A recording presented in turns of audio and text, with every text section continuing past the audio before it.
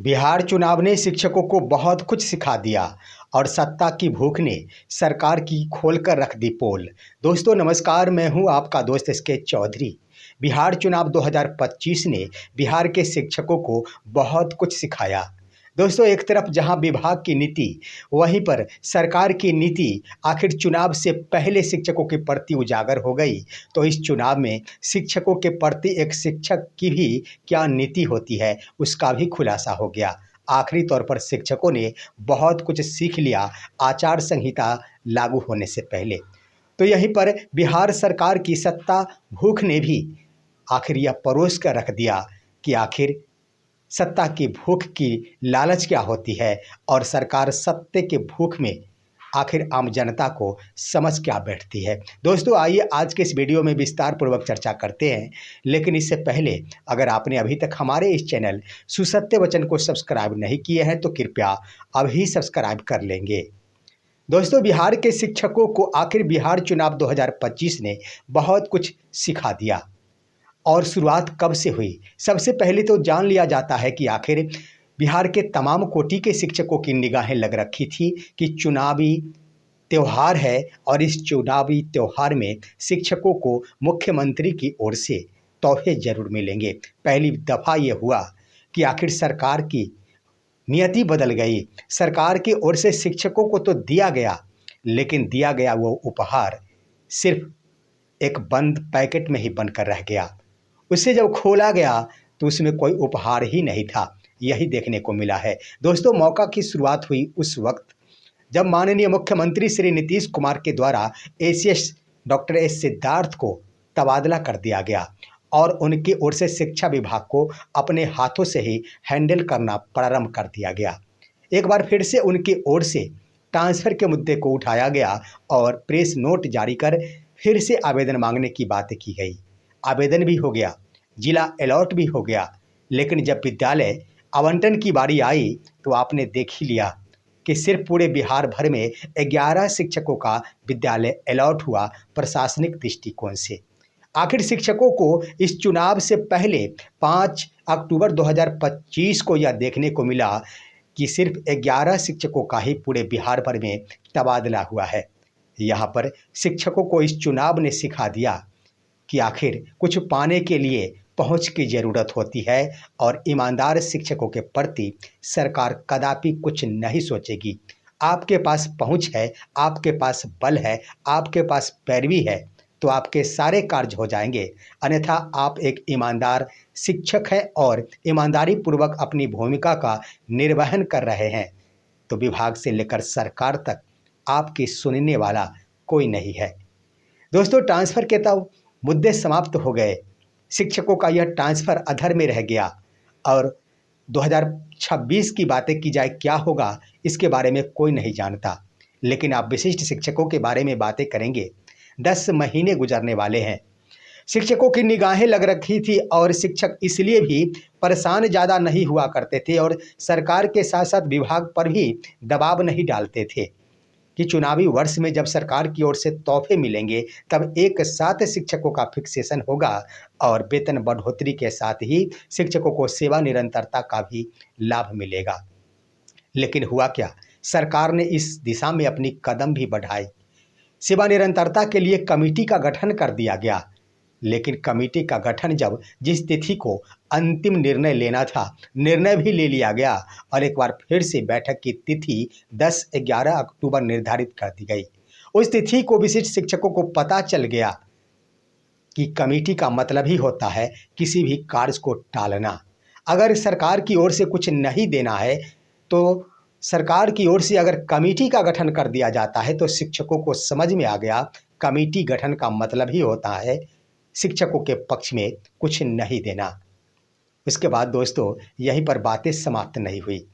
यहाँ पर हल्ला प्रारंभ हुआ शिक्षकों की ओर से कि मुझे सेवा निरंतरता चाहिए, पे प्रोटेक्शन चाहिए, मेरा एरियर चाहिए, मेरा बढ़ा हुआ वेतन चाहिए। तब एक बार फिर से विभाग की ओर से गेम खेलना प्रारंभ किया। यहाँ पर गेम इस रूप में खेला गया कि पे प्रोटेक्शन के लाभ संबंधी एक प्रेस नोट जारी कर दिया गया और प्रेस नोट जारी करते ही सरकार की ओर से यह संदेश देने की शुरुआत की गई और इस तरफ पहल की गई कि सरकार ने शिक्षकों की मांगें मान ली है। अरे विशिष्ट शिक्षकों के नियमावली में ही यह प्रावधान है, तो आखिर आपने नई क्या की? दूसरी तरफ आप देखेंगे तो यहाँ पर विद्यालय प्रधान को भी यहाँ पर पे प्रोटेक्शन दे दिया गया। यहाँ पर पे प्रोटेक्शन दे दिया गया विद्यालय प्रधान को, ये अच्छी बात है और मिलनी भी चाहिए। लेकिन गौर करेंगे यहाँ पर दोस्तों, जब पे प्रोटेक्शन दे दिया गया विद्यालय अध्यापकों में खास तौर पर वो विद्यालय अध्यापक जो प्रधान शिक्षक बने हैं और प्रधानाध्यापक बने हैं, उनके नियमावली में कहीं भी वेतन संरक्षण का प्रावधान नहीं था। फिर भी सरकार की ओर से दी गई, अच्छी बात है, उनके लिए यह शुभ कार्य किया गया। लेकिन वहीं पर आप विद्यालय अध्यापकों के बारे में बातें करेंगे, जो विद्यालय अध्यापक पहले नियोजित थे, बीपीएससी टीआरई 1 हो या फिर 2 हो या फिर 3 हो, इसमें विद्यालय अध्यापक बन गए, क्या उन्हें पे प्रोटेक्शन का लाभ नहीं मिलना चाहिए? अगर विद्यालय प्रधान यानी प्रधान शिक्षक और प्रधानाध्यापकों को नियमावली में पे प्रोटेक्शन का प्रावधान नहीं है, तो विद्यालय अध्यापकों के नियमावली में भी पे प्रोटेक्शन का प्रावधान नहीं है। तो आखिर उन विद्यालय अध्यापकों को क्यों वंचित कर दिया गया, जो आज की तारीख में वर्षों सेवा नियोजित पद पर देते हुए या विशिष्ट पद पर देते हुए अंतःगत्वा वो विद्यालय अध्यापक का रूप धारण किए, लेकिन कम वेतन पर ही खटने को मजबूर हो गए।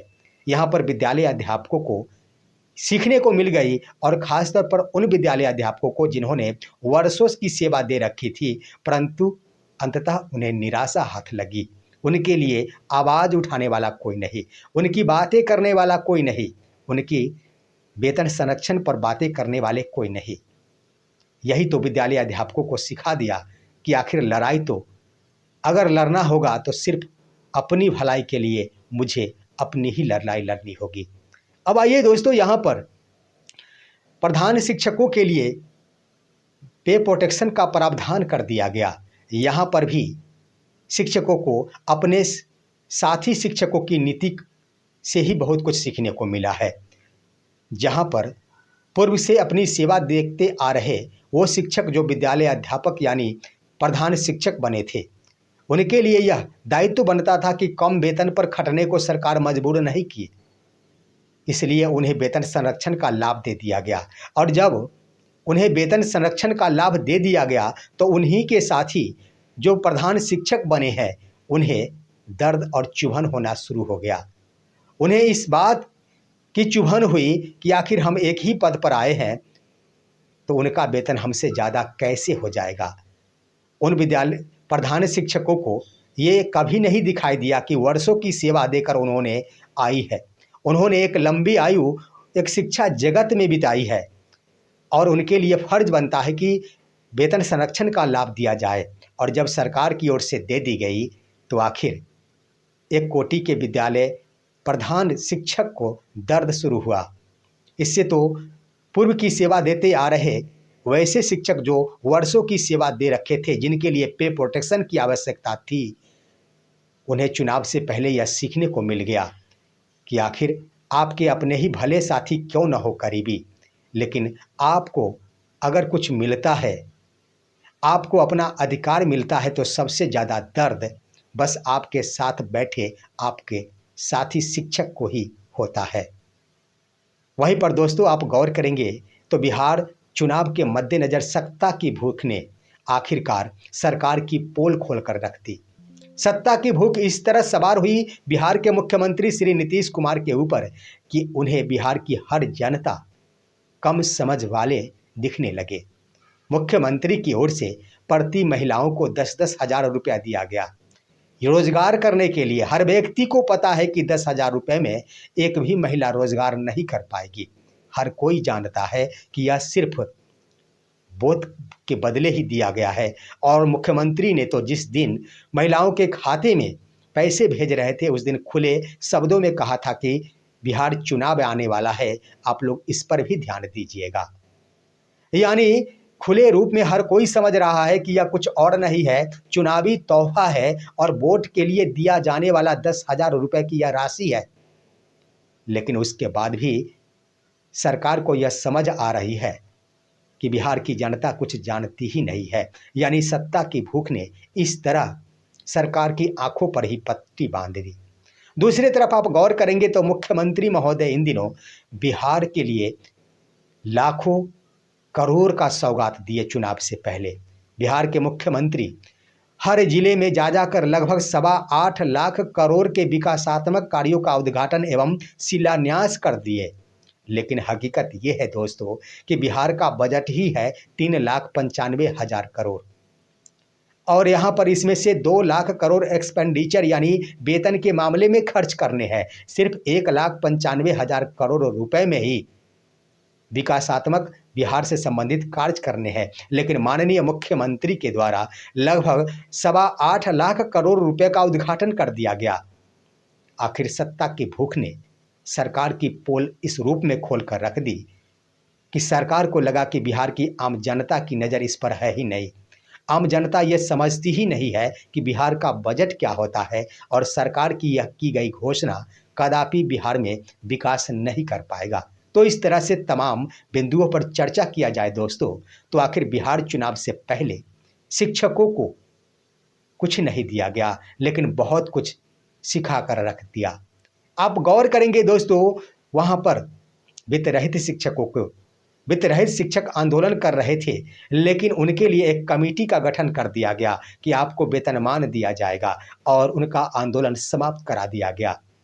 इसका मतलब क्या होता है? इसका मतलब सीधा सीधा है कि अगर किसी का वित्त रहित शिक्षकों ने समझ लिया और यह उन्हें समझ में आ गया कि सरकार की यह नियति होती है कि अगर आपको कुछ नहीं देना है, आपके आंदोलन को समाप्त करना है, तो मीठी मीठी बातें और बड़े बड़े वादे यहाँ तक कि लिखित रूप में घोषणाएं करके आपके आंदोलन को समाप्त करवा देगी। यह लागू होगा या फिर नहीं, इसकी तो कोई गारंटी ही नहीं है। आप शिक्षक अभ्यर्थी जो शिक्षक बनने वाले थे, उनके लिए तो आपने देख ही लिया कि लगातार ही जब कभी भी माननीय शिक्षा मंत्री से पूछा जाता था कि TRE 4 की बहाली कब आने वाली है, तो जब जब उनसे पूछा गया, हर बार उन्होंने अगले 7 दिनों का हवाला दिया। उन्होंने कहा कि अगले 7 दिनों में रोस्टर क्लियरेंस हो जाने के बाद हम लोग अधियाचना BPSC को भेज देंगे और बहाली विज्ञापन BPSC के द्वारा जारी कर दिया जाएगा। अंतर्गत तो अब बिहार में आचार संहिता लागू हो गया, चुनाव की घोषणा हो गई, शिक्षक बहाली नहीं निकली। यही है, अभ्यर्थियों को भी आखिर सिखा गया कि अगर टालने की बात हो, किसी भी मुद्दे को आगे बढ़ाने की कोई अगर सीखे तो वर्तमान सरकार से सीखे और किसी बिंदुओं को, किसी समस्याओं को आगे की ओर बढ़ाने की सोचे तो शिक्षा विभाग से सोचे। दोस्तों, यह है आज का विश्लेषण, लेकिन आखिर शिक्षकों को निराश या चुनाव ने कर तो दिया, बहुत कुछ सिखाकर जरूर आया है। दोस्तों, आप सभी हमारे इस वीडियो को लाइक कीजिए, साथ ही साथ अन्य दोस्तों के पास शेयर कीजिए और अब दीजिए अपने दोस्त को इजाज़त। हम फिर मिलेंगे आपसे अगले वीडियो में, तब तक के लिए नमस्कार।